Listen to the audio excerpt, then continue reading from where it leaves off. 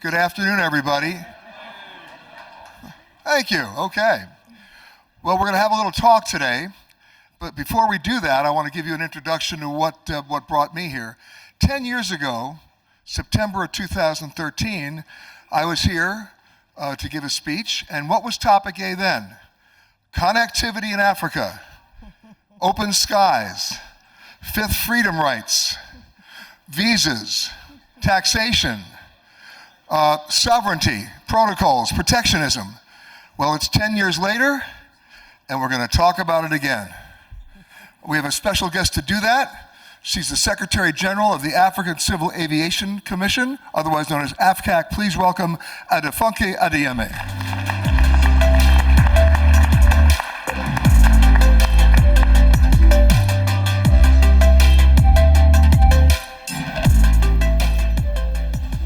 So with that introduction, I also want to tell you that I brought a little prop today.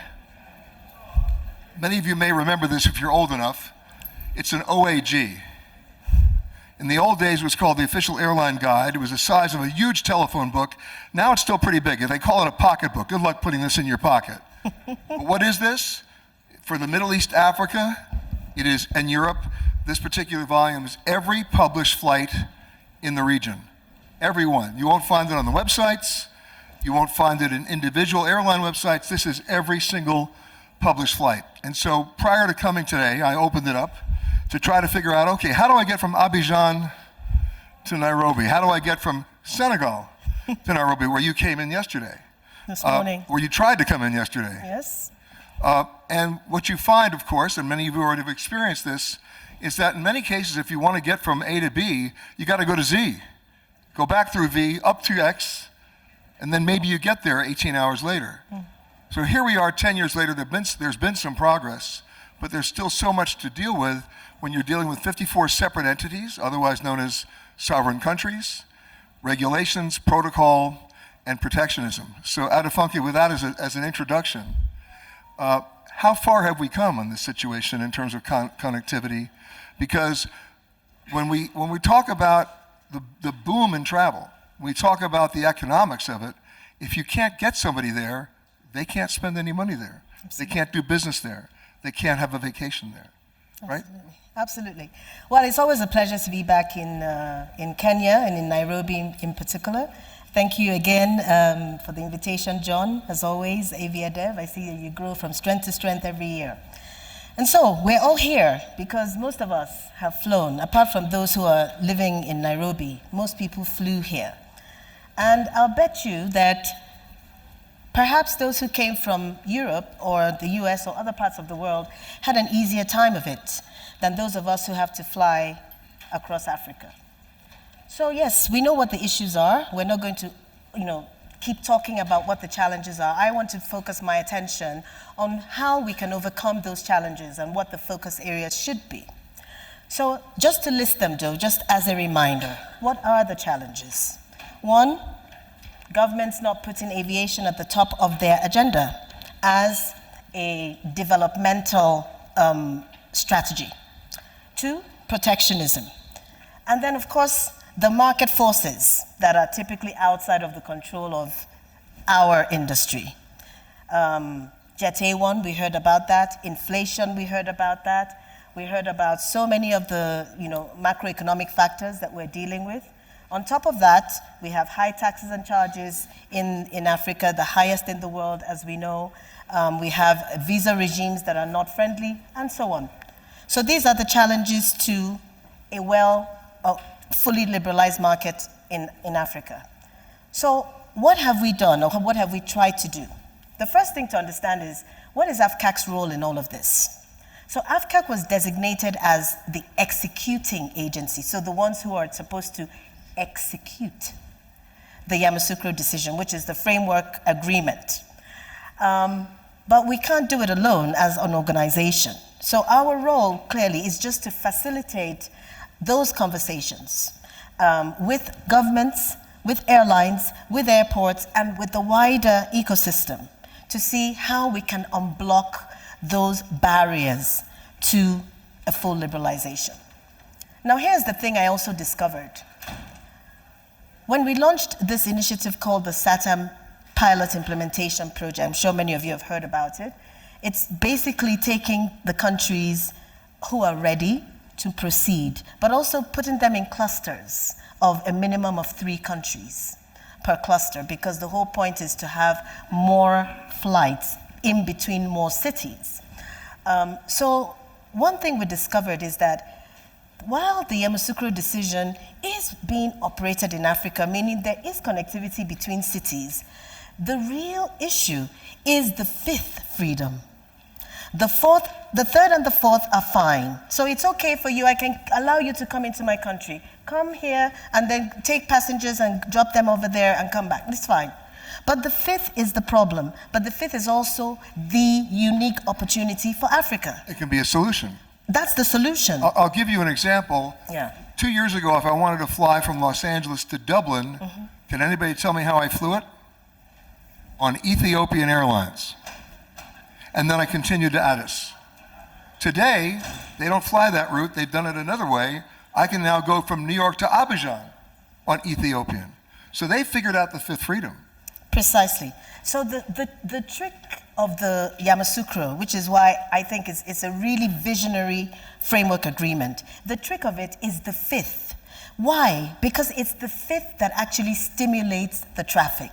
That is the trick of it. But it's also the danger of it, because that's where the protectionism comes in. So the carriers or the states, they say, oh wow, if I allow this carrier to come in and do this and why, then it's going to affect my own airline industry. But it's not a strategy. It's not an effective strategy. Well, it's a one-dimensional approach. Absolutely. And it doesn't help growth. We heard earlier on the CEO panel, I think it was KQ CEO, he mentioned it. Growth is what is important for African aviation. So where are we now? So we have this pilot implementation project. We have 20 countries and we have 6 clusters, all right, with 20 countries in them. What has started to happen, what we've started to see is that there is a renewed drive, an impetus from the states and the airlines. So we have been able to resolve 5th freedom and market access issues in countries like Nigeria, Togo, Rwanda, Cote d'Ivoire, which other ones? Gabon, South Africa. You know, we have a list of countries that they're now coming to us and saying, okay, we applied to go to this country, but they're either delaying or they aren't granting us. And we're having conversations with the countries that they're telling us, and it's happening.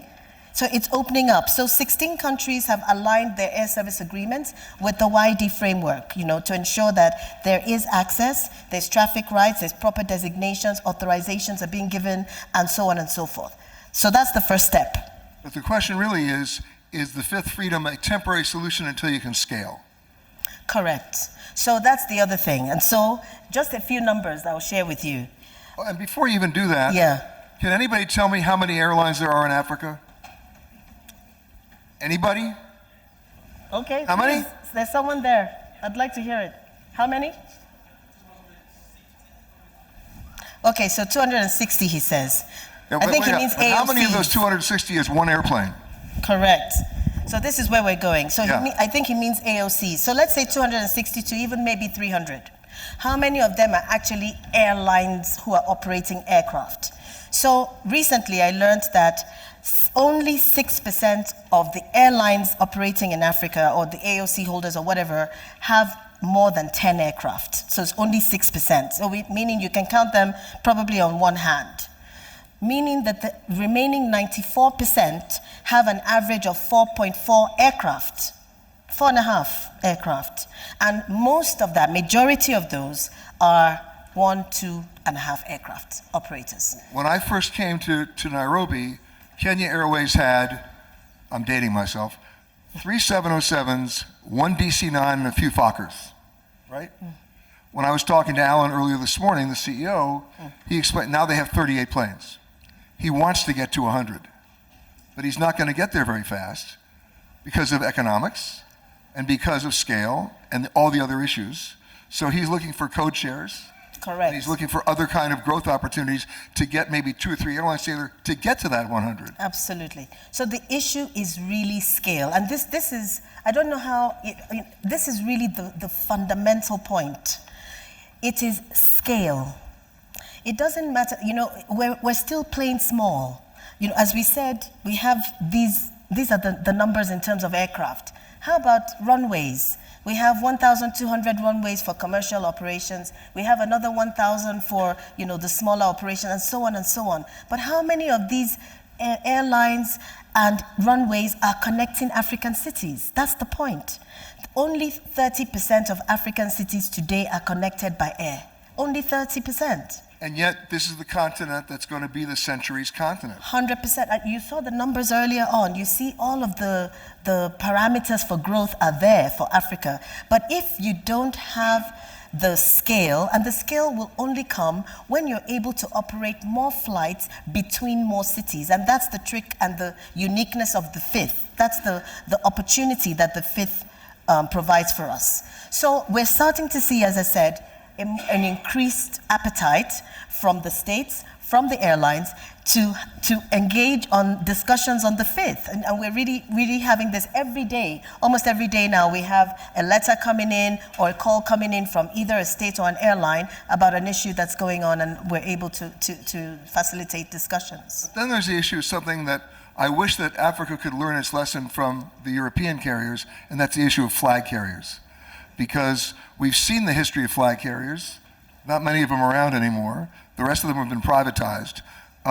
And some of them, using the South African Airways model, right, basically fell apart because they were trying to cover all the bases and they couldn't, right? I mean, so is the solution only intracontinental travel, or is it long haul as well? Okay, so using the South African Airways model. Using that model? Yeah, sure. Okay, well, if I may, I'd rather just answer the question my own way. Do you mind? Do I have a choice? No. Okay. Okay, so I think that for Africa, all business models are necessary. All of them. So Johannesburg to Dakar is an 8-hour flight. That's a long-haul flight, if you think about it. So all business models, all aircraft types are necessary for the continent. I believe that everything that we need in terms of growth prospects and the possibilities to achieve that are here within the continent. The point being, Africa is our market. We can't compete effectively in other markets until you grow. Exactly, until you've grown in your market.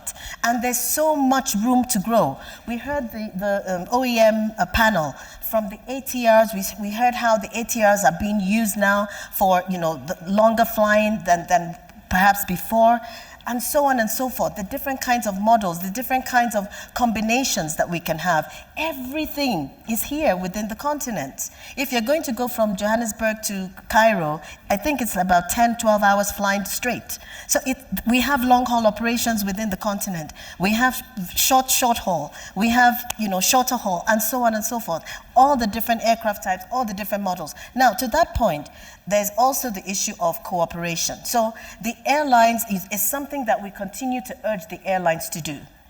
The protectionism doesn't just come from the state. The state's part of it is they are the ones who grant permission. No airline, you can't enter another person's country without them giving you permission. So that is where the state's role is. And that's why we engage with the states on the air service agreement side. But there's also protectionism from the airlines saying, well, if it's not fair to us. If they come with this and they come with that kind of aircraft and this and that, well, then we're going to die. But you can't die, because the whole point of a market, and there are markets all over the world, and this aviation market exists in other parts of the world too. How are they doing it? They're working within a competitive environment, but in a cooperative manner. That's what needs to happen with Africa too. We've got to engage in that, understanding that there will be competition, and the competition is necessary because it is for the benefit of the end user and all of the players ultimately, but within a framework. Now, AFCAC's role also is to engage with states and with the airlines to sensitize them on the existence of that framework. There is a regulatory framework. So there's competition rules, one set of rules that governs the entire continent. There's also, rules for disputes settlement, and those are all going to come into play very soon. Well, using the United States as a model, we went from a heavily regulated environment to a deregulated environment, and now everybody's code sharing, right? And that's really what you're talking about here. 100%. And even the basic, and let me give you an example. A few years ago, I think it was just before COVID hit, I flew to an African country on an African airline. Want to name it? I was going from that country onto another country for another meeting. But Want to name the meeting? There was a delay on the aircraft that I was supposed to take. And when I got to the middle point, what happened? I couldn't get reprotected on the other African carrier that was going to my destination. They couldn't reticket you. They couldn't reticket me because they don't cooperate. And it's at the basic level. So interlining, basic interlining, at least do that, do more of that. Code sharing. So again, within that environment of competition, there can still be wins because you're cooperating between yourselves. And not only that, you're controlling your inventory. Absolutely. Absolutely. And on a metal neutral basis. So you're not having to spend so much money. Now, one of the things we're talking about on why the fifth is so important. So if you're already operating, so let's talk about point to point. If you're already operating from one point to another point, if you have the equipment and perhaps you're able to develop a schedule around that and the parameters work, why can't you extend it to the next point? So this is what we're trying to do with the cluster approach. So let's give the example of one of the clusters. Kenya, South Africa on both ends. Why is this important? Kenya and South Africa have signed, we saw it earlier on, visa openness, they have a trade pact, and now the two airlines are entering into a cooperation discussion. Also, they have similar parameters in terms of language, in terms of tourism, potential in terms of trade, and so on. So why can't there be a middle point? Why does it have to be from Johannesburg to Nairobi only? So what we're doing is adding other two countries in between, Zambia/Namibia, that have similar demography and parameters with them. So we're having those conversations within the cluster and so on. But you also had to make it in their best economic interest to do that. Absolutely, it makes, again, yes, Nairobi and Johannesburg is a good route, it's a trunk route. So like I said, trunk routes are important as well. All of the third and fourth are important too, but they only make sense when they are trunk routes, meaning that those markets have been well developed or there is traffic. If there's no traffic, it doesn't make that economic sense. And that's why the fifth is the driver and the stimulant of the traffic. This could also deal with incremental traffic. Absolutely, absolutely. So is there an airline right now, in your opinion, that really has embraced the fifth and is acting on it in a very big way? Well, so again, I'll answer it my way. There are a few airlines who we can see are doing very well on the fifth and embracing the spirit and the letter of the YD. Well, I'll name a number of them. We have Ethiopian, we have wow, okay, no. So countries who are doing it right. So okay. we have big hubs on the continent, and from there you can actually see it. I mean, if you were to draw an image of Africa in terms of its connections, you'll be able to see it. So it actually speaks for itself. So we have Nairobi, we have Addis, we have Casablanca, we have Johannesburg, we have Lomé, and those are the hubs. I think now we have Kigali. It's coming up, and so you have those, and those are the points. The issue is we don't have efficient fifth freedom. We don't have efficient routes. Yesterday, so I was supposed to arrive and be in Dakar yesterday. I had issues with in Nairobi. Sorry, in Nairobi from Dakar yesterday. It didn't happen yesterday, so I flew yesterday morning. Was it yesterday morning? I flew yesterday morning, so it's, I know, I've been flying for a day and a half, anyway. Yeah, I flew yesterday morning, it's 9 hours because you're going from the westernmost point of Africa to the easternmost point. Who knew that it takes 9 hours by air? That's how big the continent is. So you do that one, then you stop in Addis, then you have your layover, and then you come on and so on and so forth. Eventually I get here at 2:30 a.m. in the morning. Still looking fresh for you guys.